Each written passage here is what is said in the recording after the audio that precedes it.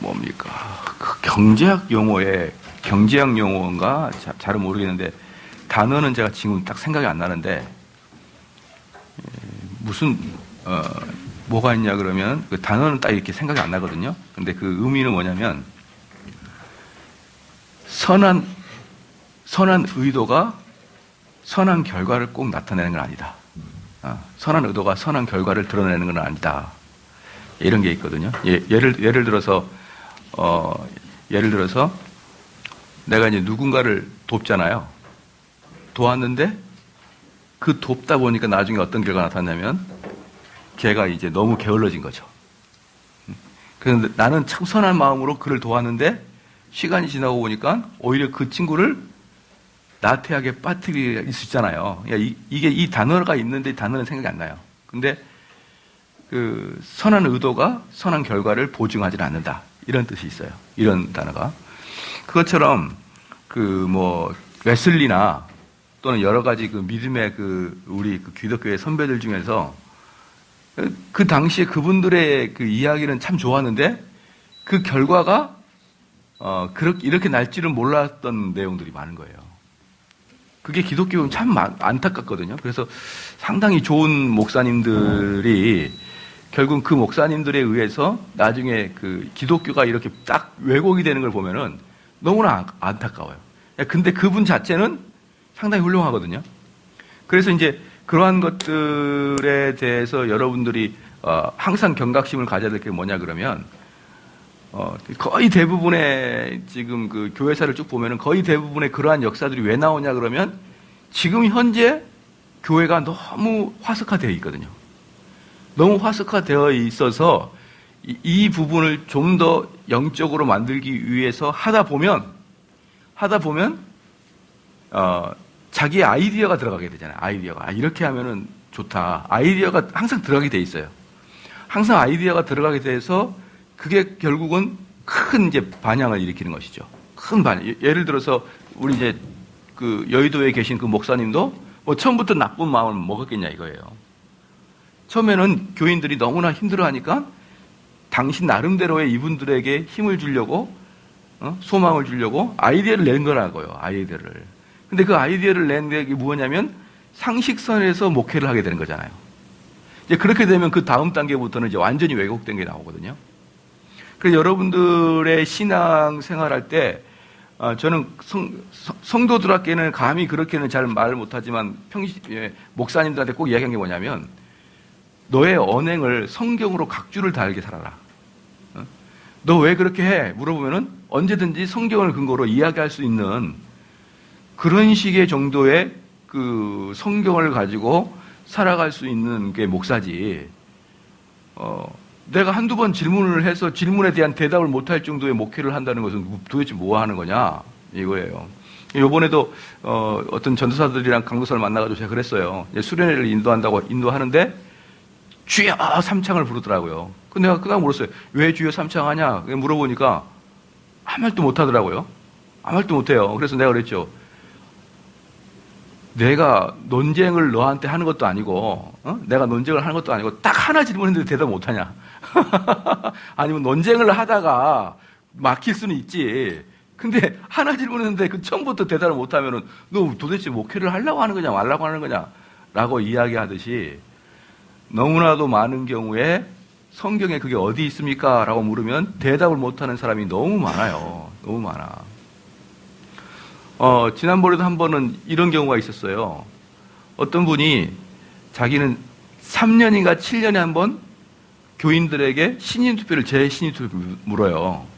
그러니까 지금 저 같은 경우는 위임 목사기 때문에 특별한 일이 없으면은 제가 윤리적으로 특별한 일이 발생하거나 내가 건강상 사임하겠다 그러지 않으면 그냥 끝까지 가는 거거든요. 그러다 보니까 비리와 이런 것들이 나타나는 거예요. 끝까지 가다 보니까. 그러니까 여기에 대한 반향으로 3년에 한 번씩 또는 7년에 한 번씩 재신임을 묻겠다. 이렇게 이제 하는 분들이 계셔요. 목사님 스스로가. 그래서 그분은 재신임을 이제 묻고 하는데 그러니까 제가 그랬어요. 재신임 물으라고 성경이 어디 나왔냐? 대답을 못 하는 거예요. 대답을. 그건 자기의 목회 철학이거든요. 목회 철학인데 목회의 철학을 대답을 못해요. 성경적으로. 바울이 그렇게 얘기했느냐 아니면 누가 제 신임을 묻은 적이 있냐. 만약에 내가 그랬죠. 만약에 예수님이 제 신임 물었으면 예수님이 존재했겠냐. 아마 그 사람은 분명히 초기 한 3년 만에 잘렸을 것 같은데 바울도 마찬가지고 그 제 신임을 물어야 된다는 게 성경에 어디 있고 누가 그런 식으로 가르치셨냐? 라고 물었어요. 그러니까 이것은 저는 그를 비난하려고 하는 게 아니고 제발 상식 가지고 목회하지 마라. 목회는 성경의 근거를 딱 대고 제 신임 물어? 그럼 뭐 엘리야가 누가 이렇게 했지 않느냐? 아니면 또 누가 바울이 이렇게 딱딱 나와야죠. 자기 목회 철학인데. 저는 그러한 사람들을 보면서 정말 답답하거든요. 그래서 여러분들도 스스로 한번 생각해봐요. 내 행위를, 내 언행을 항상 성경 어디 나왔지? 묻는 버릇을 좀 하시라고요. 그냥 믿음의 아주 중요한 선배들도 그 아주 작은, 자기 나름대로에는 아주 정의로운 이야기였는데, 아주 정의로워요. 그리고 또 하나 제가 가끔 얘기하는 게 뭐냐면, 작은 운동 갖기 운동, 작은 교회 갖기 운동, 작은 교회 갖기 운동. 왜 그러죠? 대형 교회가 너무 비난이 많으니까. 그것도 역작용으로 작은 운동 갖기 운동이에요. 그래서 저는 이걸 항상 예를 든 게 뭐냐 그러면 세월호 사건 때 해경이 잘못 대처했다고 박근혜가 해경을 다 없애버렸잖아요. 이런 식으로 너무 간단하게 세상을 보지 말라는 거예요. 간단하게. 그것처럼 대형 교회가 문제가 있다고 소형 교회 운동하고 있어요. 그래서 제가 두 가지 물었죠. 너 소형 교회 운동 안 해도 소형 교회 될 거니까 걱정하지 마라. 뭐 꼭 운동 같은 거 할 필요 없다. 그냥 있으면 소형 교회다 그냥. 두 번째. 교회가 언제 소형교회를 추구하라고 성경에 나와 있냐. 건강한 교회의 덕목 중에 숫자가 적어 있는 게 어디 성경에 나와 있느냐. 그러니까 정말 여러분들 이런 분들이 보편적으로 많아요. 목사님들 중에. 자기의 목회 철학조차를 성경에 근거를 대지 못하는. 그것도 요즘에 좀 뭐라 그럴까 정의롭고 정직하다는 목사들 사이에서. 그런데 이들이 한 세대만 지나면은 완전히 왜곡되어 나온다. 그러니까 여러분들이 그렇게 하지 않기 위해서 지금은 나는 괜찮은데 내 후대가 그리고 내 믿음의 뿌리가 열매들이 잘못 나오게 하지 않기 위해서는 꼭 명심해야 될 게 뭐냐면은 철저하게 구원론을 점검해 나가야 돼요. 구원론에 있어서 여러분이 조금이라도 변형되면은 여러분의 문제가 분명히 나타나기 시작합니다. 그래서 제가 지난주에 주일날 주일 분열대학에서 하면서 그랬어요. 에드워드하고 여러분 기억나시죠? 웨슬리하고 구원론을 제가 비교해 드렸어요. 기억나시나요? 여기 이 반? 오래전에 해서 기억이 안 나나요? 에드워드는 뭐라고 했으니까 구원론 자체가 철저하게 뭐예요? 성경적이에요. 그대로 똑같아요. 그 에드워드의 구원론을 딱 그대로 자기가 쓰면은 조직신학과 똑같아요. 근데 웨슬리는 어땠다고요? 나도 모르게, 나도 모르 사이 뜨겁게, 갑자기 내 마음에 이상한 마음이 들고, 내 마음이 갑자기 회개의 마음이 들고, 이런 식으로 뭐라고 그래요? 계속 나도 모르게, 갑자기. 이런 식으로 에드워드는 자기의 구원을 딱 이야기해버려요. 내 마음이 설교를 듣는데 내 마음이 나도 모르게 뜨거워지면서 눈물을 흘리면서 이런 식으로 이야기하거든요. 그러니까 그때 에드워드 누구였죠? 존 웨슬리는 그게 자기가 정말 구원을 받았을 수 있어도 그 다음에 세대 사람들은 전부 다 구원을 어떻게 해요? 그런 식으로 경험하려고 그러는 거예요. 성경적으로 구원을 경험하려고 그러는 게 아니라 어디 기도원에 가서 수련회 가서 뜨거워져서 그 마음에 뭐 닭살이 돋고 막 이렇게 하면서 이 방언이 터지고 그러므로 내가 구원을 받지 않았느냐 이런 식으로 나가려고 하는 그 다음 단계는 그렇게 나간단 말이에요. 그래서 여러분들은 특별히 구원론에 있어서만큼은 절대로 여러분의 주관적인 상식이나 상식 가지고 하지 말라. 그것은 여러분이 큰일 난다. 잃어버린 자를 찾아. 그랬었는데 누가복음 15장에서 누가복음 15장 보겠습니다. 누가복음 15장.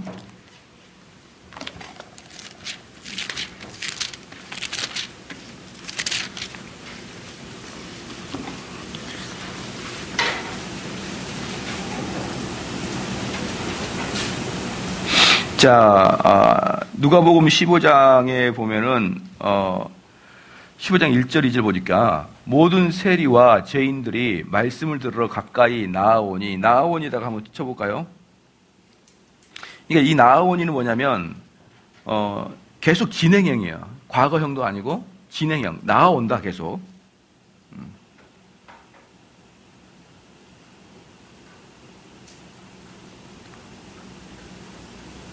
그러니까 이제 세리와 죄인들은 말씀을 들으러 나아오니 여기에 반해서 2절에 바리새인은 서기관들이 원망하여 가로되 이 사람이 죄인을 영접하고 음식을 같이 먹는다 하더라. 그러니까 이 세리와 바리새인들의 구별 중에 하나가 뭐냐면, 세리는 그 말씀에 기갈이 있었고 그 기갈을 느껴서 그것을 계속적으로 해결하려고 주저 앞에 나왔고, 바리새인은 어때요? 율법에 대해서 정통했지만 그 사람은 율법만을 좋아했지 그 율법 이면에 있는 그리스도를 사랑하거나 이런 마음이 없는 거예요. 그러니까 하나님 말씀 많이 안다고 해가지고 맨날 싸움이나 하고 앉아있는 거예요. 너가 옳다 내가 옳다라 싸움이나 하고 앉아있는 것입니다. 그러니까 여러분들이 나중에 꼭 기억할 거 뭐냐 그러면 여러분들이 복음을 전하는 거 좋아요. 복음을 전하는 게 좋은데 그 복음을 전하다가 거기서 싸움을 걸면 스톱해버려요. 더 이상 이야기하지 말고. 그리고 누구한테 복음을 주면 되느냐? 누구한테 복음을 주느냐? 궁금해하는 사람에게, 묻는 사람에게, 갈증을 느끼는 사람에게 복음을 주는 거예요. 그러니까 제일 좋은 방법이 뭐냐 그러면, 일단 제 설교를 여러분 친구가 쫙 뿌려요. 뿌리면 어때요? 그 중에 한두 명은 이게 좀 맞는 것 같은데 이런 사람들이 있어요. 그런 사람들한테 본격적으로 복음을 전하는 것이지, 그냥 막 처음부터 박살내고 그러면은 뭐가 되냐? 원수만 되고 아무것도 이루어지지 못한 거예요. 그러니까 여기 바리새인들 봐보십시오. 이 사람들이 하나님 말씀과 율법을 얼마나 많이 알았겠어요. 그러나 그들 마음에는 원망만 가득 차 있었다. 원망만 가득 차 있었다. 안 된다. 예. 그래서 양 100마리 이론을 먼저 얘기합니다. 이제 이렇게 예수님께서 모이게 한 다음에 그 다음에 4절에서 6절까지를 양 100마리, 4절부터 읽겠습니다. 너희 중에 어느 사람이 양 100마리가 있는데 그 중에 하나를 잃으면 99마리를 들에 두고 그 잃은 것을 찾도록 찾아다니지 아니하겠느냐. 또 찾은즉 즐거워 어깨에 메고 집에 와서 그 벗과 이웃을 불러 모으고 말하되 나와 함께 즐기자. 나의 잃은 양을 찾아노라 하니라. 그러니까 어때요? 핵심이 뭡니까? 써봅시다. 핵심은 양이 구원받는 것에 대한 목자의 기쁨이다. 핵심은 양이 구원받는 것에 대한 목자의 기쁨이다.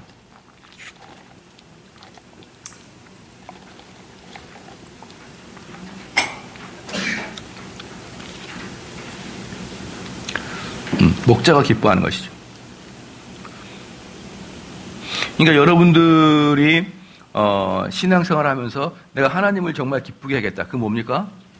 하나님과 원수된 자를 하나님과 화해시켜주는 사역을 여러분이 할 때 그게 바로 하나님이 가장 기뻐하는 사역이란 말이죠. 7절 말씀이 이제 요점이 7절에 있죠.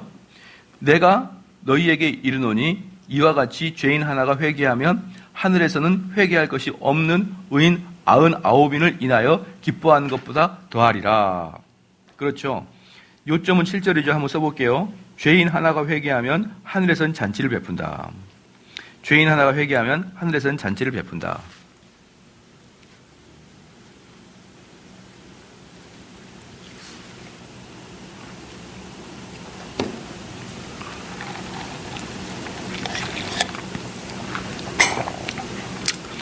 그 다음에 8절에서 10절까지, 8절에서 10절까지를 우리는 이제 10드라크마의 사건을 볼 수 있죠.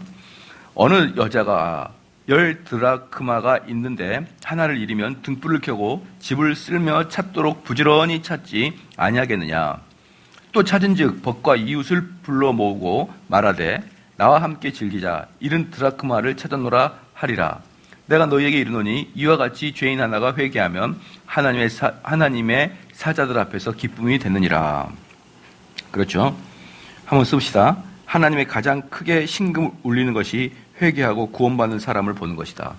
하나님이 가장 크게 신금을 울리는 것이 회개하고 구원받는 자를 보는 것이다. 요점은 10절에 있습니다.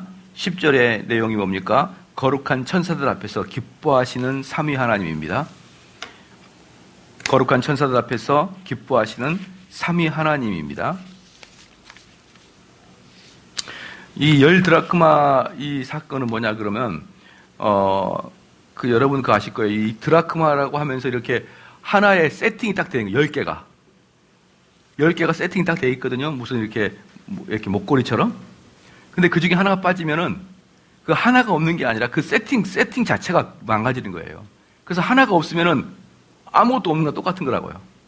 이건 이제 뭐랑 개념이 똑같냐 그러면은 만약에 전쟁이 났는데 우리 자녀가 10명인데 하나가 안 보여요.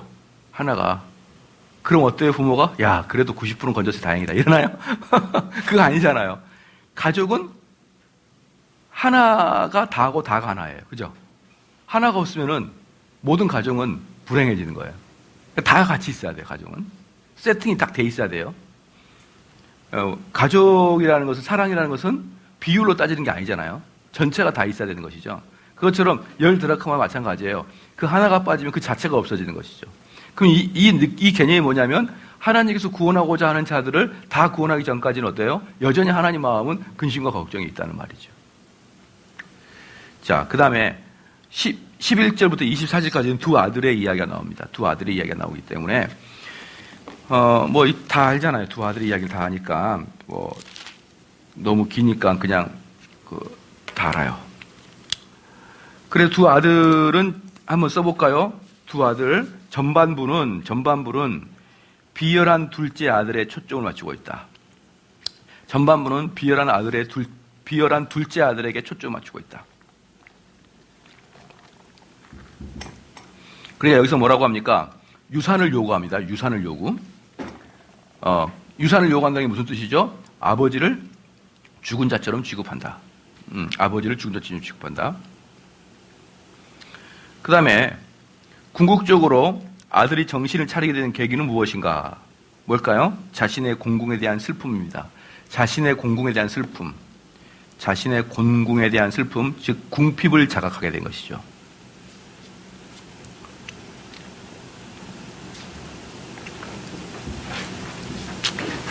그 다음에 둘째 아들은 육신의 아버지뿐 아니라 누구에게도 죄를 지었다고 고백하고 있습니까? 18절에 하늘 아버지에게도 죄를 지었다고 고백하고 있습니다. 하늘 아버지에게도 죄를 지었다고 고백하고 있는 거예요.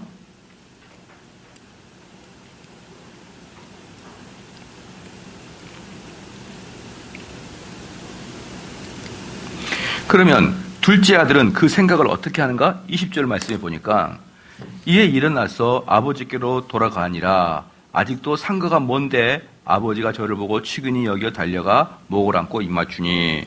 자, 여기서 이제 뭡니까? 둘째 아들은 그 생각을 어떻게 합니까? 실행에 옮겼다. 말로만 하지 않고 실행에 옮겼다. 근데 사실은 말로만 하고 실행에 옮기지 않는 사람 대단히 많죠. 마태복음 한번 봐볼까요? 마태복음 21장 한번 봐볼게요.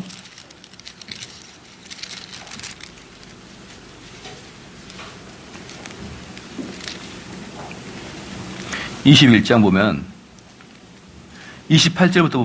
28절부터 보니까 그러나 너희 생각에는 어떠하느뇨? 한 사람이 두 아들이 있는데 맏아들에게 가서 이르되 얘 오늘 포도원에 가서 일하라 하니 대답하여 가로되 아버지여 가겠소이다 하더니 가지 아니하고 둘째 아들에게 가서 또 이같이 말하니 대답하여 가로되 실소이다 하더니 그 후에 뉘우치고 갔으니. 여기서 중요한 게 뉘우쳤다는 게 중요한 거예요. 뉘우쳤다는 게 회개했으니 회개하니 그리고 가니 그 둘 중에 누가 아비의 뜻대로 하였으뇨? 가로되 둘째 아들이니이다. 예수께서 저희에게 이르시되 내가 진실로 너에게 이르노니 세리들과 창기들이 너희보다 먼저 하나님 나라에 들어가리라. 이게 무슨 말이에요? 세리들과 창기들이 무슨 말입니까? 즉 뉘우치기 좋은 사람들이죠.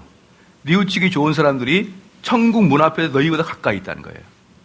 뉘우칠 것 별로 없어 보이는 사람보다는 뉘우칠 것이 있다고 생각하는 자들이 천국 문 앞에 가까이 있다는 것을 분명히 보여주고 있거든요. 그 다음에 32절에 요한이 의의 도를 너희에게 왔거늘 너희는 저를 믿지 아니하였으되 세리와 창기를 믿었으며 너희는 이것을 보고도 종시 뉘우쳐 믿지 아니하였도다. 그러니까 지금 마태복음 22장에 보니까 어때요? 분명히 그 말씀을 듣고 처음에는 그게 옳게 느껴지는 거예요. 그러니까 아버지가 가서 논에서 일하라. 그러니까 그게 얽혀지니까 네 그랬는데 어때요? 여러 가지 이유 때문에 바쁘거나 아니면은 게으르거나 아니면 그렇게 해야 될 필요를 못 느끼거나 여러 가지 이유가 있었기 때문에 그것을 순종하지 않고 그냥 넘겼잖아요. 그것은 아무것도 아니라는 거예요. 그것은 아무것도 아니다. 근데 이 많은 교인들이 지금 딱 그 상태거든요. 특별히 저희 교회 같은 경우는 그런 상태가 많아요. 왜냐 그러면 설교를 듣고 감동받는 사람 많아요. 감동받는 사람 많은데 그들의 삶에 있어서 현격하게 변화된 사람은 아주 드물어요. 그들이 실질적으로 말씀에 의해서 자기의 그 뜻을, 자기의 철학에 의해서 움직이는 사람이 드물단 말이에요. 여러분들은 그런 사람이 돼야 되는데, 머리에만 그냥 가득 있고, 사실 그 지적 희열, 모르는 것을 알았을 때 그 희열, 그게 장난 아니거든요. 그 희열을 믿음으로 생각하는 거예요. 항상 우리 한국 사람들 특별히 모르는 걸 배웠을 때, 깨우쳤을 때 감동이 있거든요. 근데 그 감동을 뭘로 여기고 있다? 믿음으로 여기고 있어요. 그리고 자기 몸은 사실 그 전과 비슷해요. 움직이는 것은. 그것은 사실 아무것도 아니다. 그래서 한번 해볼게요. 100개 양 중에 하나의 양을 찾았을 때의 사건과 10드라크마에서 1드라크마를 찾았을 사건과 두 아들 중에 한 아들을 찾았을 때의 사건, 공통점이 있어요. 누구죠? 주인이 기뻐한다. 그걸 한번 써보십시오. 주인이, 공통점은 찾는 자가 기뻐한다. 찾는 자가 기뻐한다. 그리고 항상 찾는 자가 있다. 찾는 자가 있다.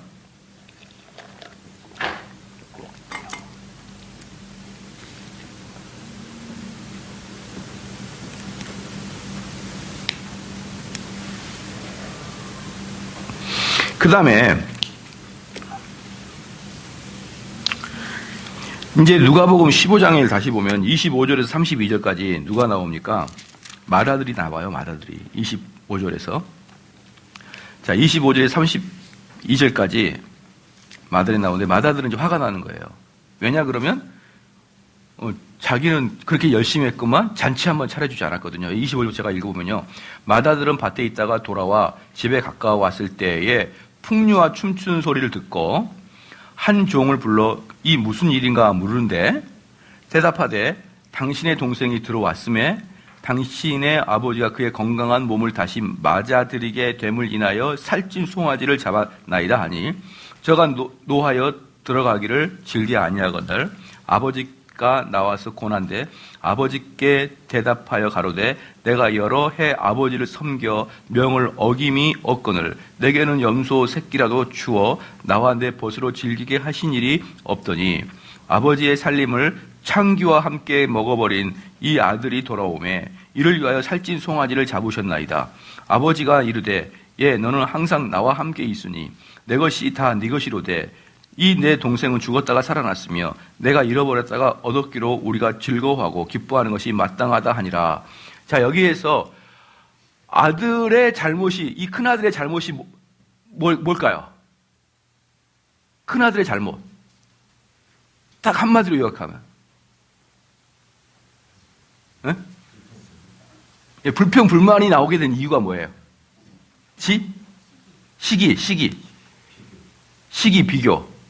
또 형평성. 여러분들 입장을 한번 바꿔놓고 금방 생각해봐요. 누군가 우리 공동체 안에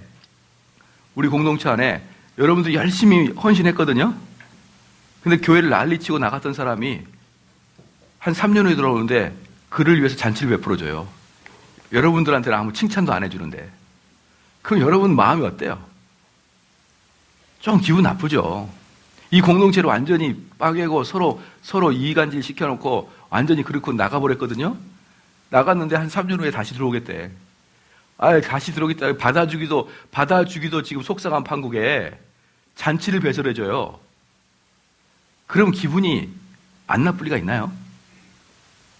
그러면 이 큰아들은 그 불평을 하는 것은 너무나 자연스러운 행위예요. 자연적인 행위란 말이에요. 그건 탓할 수가 없어요. 근데 여기서 딱 하나 아버지가 서운한 게 있어요. 뭘까요? 그 아들이 아버지 마음을 전혀 이해를 못하는 거예요. 그거예요, 그거. 네가 내 입장 대봤냐? 아들은 지금 뭘 주장하고 있어요? 정의를 주장하고 있어요, 정의를. 근데 아버지의 눈에는 자식들이 정의로 보이지 않죠. 그런데 그래서 여기에서 결국은 그 맏아들의 가장 큰 잘못은 사실 아버지의 마음을 헤아리지 못했다는 것이다. 여기 이제 이게 목회하다 보면은 비일비재합니다. 비일비재예요. 이런 일이 있죠. 예를 들어서 둘이가 이제 붙었어요. 둘이가 붙어 있는데 담임 목사 입장에서는 어떻게 하길 원해요? 둘이가 서로 화해하고 잠잠히 되기를 원하는 거예요. 근데 이쪽에서 목사님 그러면 제가 너무 억울합니다. 계속 저를 이제 공격하고. 그렇게 해서 그 어떤 목사로부터 어떤 뭔가를 액션을 하도록 계속 이 프레스가 와요. 근데 그 말을 들어보면 그 말이 맞아. 그 말이 딱 맞아요. 그러다가 제가 몇 번 이 사람들 이야기 듣고 툭 이야기했다가 난리가 난 적이 몇 번 있어요, 제가. 지금은 목사님, 홍길동 씨가 너무 잘못했어요. 목사님이 좀 들어서 홍길동 씨를 혼내주세요. 이렇게 이야기하는 거 정말 이제 힘들어요. 그때 요즘에는 뭐라고 이제 어떤 느낌이 드냐면, 야, 너는 왜 나를 그렇게 이렇게 코너에 몰아서 나를 이렇게 힘들게 하냐. 이런 느낌이 많이 들어요. 그 아버지의 마음이 딱 그래요. 이 아들의 이야기가 하나도 틀린 게 없어요. 내가 수년 동안 아버지를 그렇게 섬겼건을 나한테 진짜 잔치 하나 배설해 주지 않았지 않습니까? 아들의 이야기는 틀린 게 없어요. 자, 여러분, 자기가 틀렸다 그러면 화도 안 나요. 근데 화를 낸다는 것은 자기가 정직하다는 거고, 맞다는 거거든요. 그러니까 아버지가 가운데서 아주 난처한 거예요. 즉, 큰아들의 가장 큰 잘못은 아버지를 난처하게 했고, 아버지의 마음을 헤아리지 못했다는 것이다. 큰아들은 어때요? 큰아들은 유산을 받았을까요? 안 받았을까요? 큰아들은 유산을 12절 한번 봐요. 12절. 여기 유산을 받았는가 안 받았는가 21절 써있는데 그건 21절이 아니라 12절이에요. 12절. 그 둘째가 아비에게 말하되 아버지여 재산 중에서 내게 들어올 분깃을 내게 주소서 하는지라 아버지가 그 살림을 각각 나눠줘요. 이미 큰아들도 줬어요. 다 줬어요. 그럼 그 잔치는 누구 돈으로 베푼 거예요? 아버지 돈으로 베푼 거잖아. 만약에 작은 아들에게만 돈을 떼주고 그 나머지 돈은 이제 큰아들 유산인데 그걸로 잔치를 베풀어서 화가 나죠. 근데 이미 다 나눠주고 아버지 돈으로 해줬는데도 큰아들은 상당히 억울해한다. 그러니까 큰아들은 상당히 아주 억울해야 될 이유가 하나도 없었죠. 그럼 맏아들의 주된 관심사는 무엇이었는가? 29절 봐봅시다. 맏아들의 주된 관심사는 아버지께 대답하여 가로되 내가 여러 해 아버지를 섬겨 명을 어김이 없거늘 내게는 염소 새끼라도 주어 나와 내 벗으로 즐기게 하신 일이 없더니. 그러니까 아들의 주된 관심사는 뭡니까? 자기의 몫을 좀 더 챙겨주지 않느냐. 그러니까 누구랑 똑같아요. 아침에 와서 하는 일꾼하고 마지막에 와서는 일꾼들 있잖아요. 근데 아침에 와서 한 일꾼들에게 그 밭주인이 똑같이 나눠주잖아요. 근데 그 밭주인은 공평한 거야, 안 공평한 거예요? 공평하죠. 왜? 주기로 한 돈을 줬으니까. 내가 너한테 알바비로 5만 원 줄게. 그래서 5만 원 줬단 말이에요. 그 다음에 오는 애한테도 5만 원 주는 것은 주인 마음이야, 주인 마음.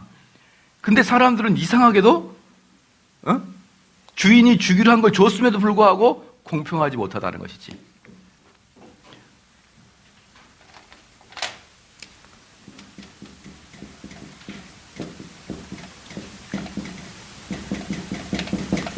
틀려요, 이거. 예? 여러분, 틀리다는 걸 알아야 돼요. 지금은 트렌드가 평등인데 이 평등은요, 아니에요. 성경에는 평등이라는 단어가 없어요. 성경에는 평등하잖아요. 성경은 공평합니다. 공평. 평등하지 않죠. 제가 여러분 평등하지 않은 걸 내가 증명을 해드릴게요. 평등하지 않은 것을. 김소영 집사님, 키가 몇인가요? 왜 컥컥거리세요? 키를 물었는데. 봐요. 대답하기 어려운 키잖아요. 근데 이 키를 어때요? 집사님이 원해서 얻은 게 아니잖아요. 그냥 태어나 보니까 이 키잖아요. 그죠? 또 누구한테 여자한테 물어볼까요? 몸무게를 이제? 그거 보세요. 사람은 다 불평등하게 태어났어요. 불평등하게. 아시겠습니까? 불평등하게. 민우야. 너 얼굴 사이즈는 큰 거가 아니 작은 거가 아니? 서양 애들 봐봐. 요만해요. 예서도 아주 얼굴이 작죠. 예. 텍서이도 얼굴이 작은 편이고. 민우는 작지 않고. 그 이 얼굴 사이즈도 키 사이즈도 몸무게 사이즈도 어때요? 전부 다 다르게 태어났잖아요. 다르게 태어났는데 이것을 억지로 평등 사상으로 끌고 가려는 게 인본주의예요. 인본주의예요. 우리 기독교는 뭘 인정하는가요? 불평등하게 태어났다는 걸 인정하는 게 기독교예요. 아시겠습니까? 불평등하게 태어났다. 그리고 이 사회는 불평등하다는 것을 인정하는 것이 성경적이란 말이에요. 이 사회는 평등해져야 된다고 생각하는 것이 공산주의예요. 아시겠죠? 열심히 공부하는 사람이 밤새도록 일하는 사람이 돈 많이 벌어가는 건 당연한 거 아니에요? 밤새도록 일하는 사람이 돈 많이 버는 건 당연한 거잖아요. 제가 몇 번이나 물어봤는데 열심히 일하는 사람들에게 여기 아르헨티나에 가보니까 거기는 의과대학이 공짜야. 공짜. 그리고 그렇게 들어가기도 어렵지도 않아요. 왜 그런가 봤어요. 그러니까 내가 또 아는 사람이 부에노스아이레스라고 우리로 말하면 서울 거기에 부에노스아이레스 대학교 약대를 나왔어요. 그런데 그분이 옷장사를 해요. 그 나중에 물어보니까 옷장사가 훨씬 돈을 많이 벌어요. 옷장사 하루 버는 게 약사 한 달 월급이야. 이러니까 어때요? 누가 안 만들어지는 거예요? 과학자나 의사나 이런 사람이 안 만들어지는 거예요. 거기 의사 되면요, 투잡을, 그러니까 4년 동안 의과대 다니고 4년인가 6년이 모르죠. 그 단위가 다 공짜거든요. 그럼 그 다니는 연수만큼 국립의료원에서 5년이나 6년 동안 일을 해야 돼요. 국립의료원에서. 그때 얼마 주냐? 차비만 줘요. 차비만. 그래서 이 사람들은 오전에 일을 하고 오후에 퇴근해가지고 자기가 개업을 해서 다시 또 돈을 벌어야 돼요. 그러니까 오전반, 오후반이 있어요. 무슨 말인지 알겠죠? 그러니까 어때요? 의과대 나오면 그들의 꿈은 뭘까요? 전부 다 탈아르헨티나야. 미국으로 가고 싶어요. 그러니까 뛰어난 애들이 어디에 의사가 안 되는 거예요. 의사가 안 되는 거예요. 뛰어난 애들은 뭘 하고 있다? 옷장사 하고 있다. 그러니까 쉽게 말하면 옷장소도 있어야 되고 과학자도 있어야 되고 의사도 있어야 되잖아요. 그런데 사실은 과학자나 의사가 더 머리가 좋은 애가 해야 어때? 여러분들이 마음 놓고 몸을 맡길 수 있잖아요. 근데 거기는 이미 한국 상인들이 옷장사를 다 잡고 있어요. 아르헨티나는 미국에서는 한국인들이 잡고 있는 게 뭘까요? 한국인들이 주로 잡고 있는 직업. 슈퍼마켓은 아니에요. 세탁소. 그래서 우리 한국인들이 미국 가면 뭡니까? 칼같이 다린다. 세탁소는 거의 한 7, 80%가 한국인이라 그러고 중국인들은 중국 요리를 하고 그리고 각 민족마다 잡고 있는 게 있어요. 근데 아르헨티나는 뭘 잡고 있어요? 옷가게를 잡고 있어요. 남미는 거의 대부분. 아르헨티나, 브라질 이런 데는 한국인들이 손끝이 좋으니까 세탁소를 잘할 수밖에 없고 또 우리 한국인들이 보는 눈이 세련됐어요. 왜 우리 한국인들이 옷을 만들어도 예쁘고 좋은 옷감도 잘하고 이런 것을 저는 깨닫기 시작했어요. 왜냐하면 한국인은 몸매가 안 이쁘거든요. 그래서 이 서양 애들은 아무렇게나 입어도 그냥 이쁜데 여러분들은 아무렇게나 입으면 참으로 보기 민망하잖아요. 그래서 갈고 닦고 쓸고 나와야 그나마 인간 같죠. 그냥 나오면은 이게 인간인가 토인인가 그렇잖아요. 안 그래요? 맞잖아요. 왜 아닌 것처럼 또 그러세요? 그래서 우리는 이렇게 옷이라도 이쁘게 입어야겠구나 이제 그런 생각이 들더라고요. 얘네들은 아무나 툭 입어도 무슨 모델 같아요. 그 아르헨티나 저녁에 보면 이제 마실 나오는 사람 많잖아요. 얘들 데리고 아빠가 나오거든요. 응? 야, 화보야, 화보. 아빠가 나오는데 딱 약간 그랬나로 쫙 그래가지고 쫙 옛날 화보야. 근데 우리나라 아빠가 저기 나오잖아요. 백수야, 백수. 스냅바 찍찍 그리고 백수야. 아무리 그 사람이 회사에서 높은 사람이 있어도 집에서 이렇게 쓰레빠 끌고 나면 백수야. 한국인의 몸매는 아주 이상해요. 어쨌든 거기에서 과학이 발전 안 해요. 왜 그럴까요? 열심히 과학을 하거나 열심히 하는 사람에게는 뭘 해줘야 되는데 충분한 보상을 해줘야 되는데 세금으로 왕창 걷어가 버리니까 이들이 더 이상 안 해요. 그리고 거의 대부분 가게나 이런 업종에 종사해서 그렇게 돈을 벌어요. 그게 돈을 훨씬 많이 벌거든요. 지금 깜짝 놀랐어요. 약사 한 달 월급이 거기서 우리 한국인들이 옷을 팔아서 도매로 팔아서 하루 일당과 똑같다. 그러면 누가 약사 의사 합니까? 다 시장에 있죠. 그래서 보니까 우리로 말하면 동대문 시장 있죠. 거기를 거의 다 산골 잡았더라고. 다 한국 사람들. 산골 잡았어요. 그 돈은 많은 것 같아요, 한국인들이. 근데 또 한국보다 더 뛰어난 애들이 있어요. 유대인들인데 유대인들은 뭐 하고 있냐면, 뭐 할 거야? 금융업이 아닌데 그 가게 하는 사람들의 건물주야. 더 먼저 가서 돈을 더 많이 벌어서 건물을 다 사놨던 거예요. 그래서 이 사람은 쇠 빠지게 해서 유대인들은 가만히 돈을 떡벅떡벅 받아먹는 거예요. 우리 한국은 불철주약 발발 뛰어가지고 돈 버나면 유대인들은 그냥 덥석덥석 받아먹어요. 야, 참 좀 억울할 하더라고요, 건물. 그래서 이제 요즘에 이제 한국인들은 이제 슬슬 건물들을 사기 시작하는데 이미 뭐 건물들은 거의 대부분 유대인들이 사놓고. 그 아르헨티나 애들 뭐 하냐? 놀고 먹어요. 놀고 먹어. 이 돈 번 애들은 중국, 한국, 유대인들이 돈 벌고 앉아있어요. 여러분도 좀 아르헨티나로 진출하시고. 근데 80년대 중반에 남미로 엄청 많이 갔거든요. 그때 간 사람들이 잡았고 지금 가면은 여러분 들어갈 틈도 별로 없어요. 자, 그 다음에 마다들의 주된 관심사는 뭐냐? 자기 행위다. 그럼 여기서 재밌는 게 뭐냐면 여기서 이제 성경을 볼 때 여러분들이 중요한 게 뭐냐 그러면 그 구조도 대단히 중요해요. 처음에 100명이에요. 100에 뭐였죠? 하나 잃어버린 양이었죠. 그 다음에 10드라크마 있었죠. 두 아들이 있었죠. 어때요? 점점 좁아지죠. 자, 지금 뭘로 좁혀지고 있나요? 뭘로 좁혀지고 있죠? 바로 여러분, 나라는 곳으로 좁혀지고 있어요. 나라는 곳으로. 112, 그 다음에 너. 이 성경은 항상 써있는 구조도 대단히 중요하다. 그러니까 하나님이 너를 보면서 뭘 느끼느냐 이 말이에요. 너가 회심하고 돌아오는 것을 가장 나는 기뻐한다. 너가 돌아오는 것을 가장 기뻐한다. 자, 여기서 이제 방금 우리가 누가복음 15장 보면서 그 두 아들 비유 있죠? 두 아들의 비유에서 여러분들이 정확하게 구원론을 발견할 수가 있죠, 이제.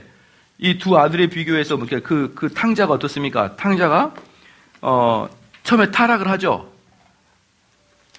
첫 번째, 타락을 하죠. 두 번째, 그래서 망합니다. 세 번째, 자기의 곤궁함을 깨달아요. 그렇죠. 그럼 네 번째 뭐예요? 하늘 아버지를 봐요. 자, 다섯 번째, 돌아갑니다. 이게 지금 탕자의 비유에서 이걸 보여주고 있는 거예요. 이 공식이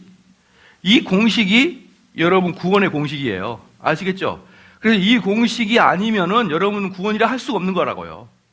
그럼 어떻게 될까요? 우리는 무조건 다 타락했고, 그래서 우리는 망한 상태예요. 망한 상태라는 것을, 우리는 타락했고 망한 상태라는 것을, 그러면 여러분들이 실질적으로 경험을 해야 되느냐? 여러분 이거 실질적으로 경험하면 어떻게 될까요? 완전히 가게가 다 망해버리고 집안이 박살나는 거예요. 그러면 이렇게 하지 말고 어떻게 해야 될까요? 내가 영원히 망해 있다는 걸 깨달아야 될 거 아니에요. 되셨습니까? 안 되셨습니까? 내가 정말 망해 있구나.